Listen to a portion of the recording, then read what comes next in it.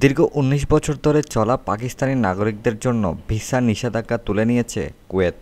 Overseas Pakistanis মন্ত্রণালয়ের মুখপাত্র মোস্তফা মালিক স্থানীয় সময় সোমবার এ ঘোষণা দেন। এক প্রতিবেদনে দেশটির সংবাদ মাধ্যম জিও নিউজ এ তথ্য জানায়।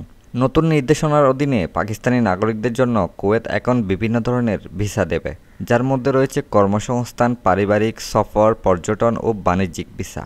মোস্তফা মালিক বলেন, এটি কুয়েতে হাজার হাজার পাকিস্তানিদের জন্য চাকরি, ব্যবসা ও পর্যটনের সুযোগ সৃষ্টি করবে। বিশ্ব এখন দক্ষ পাকিস্তানি কর্মীদের জন্য তাদের দরজা খুলে দিচ্ছে।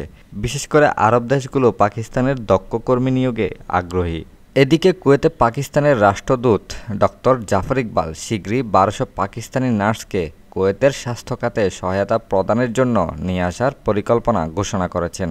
তিনি প্রকাশ করেন, গত সপ্তাহে ১২৫ নার্সের একটি প্রাথমিক দল কুয়েতে আসার কথা ছিল, তবে বাসস্থান সংক্রান্ত সমস্যার কারণে তাদের আসা বিলম্বিত হয়েছে।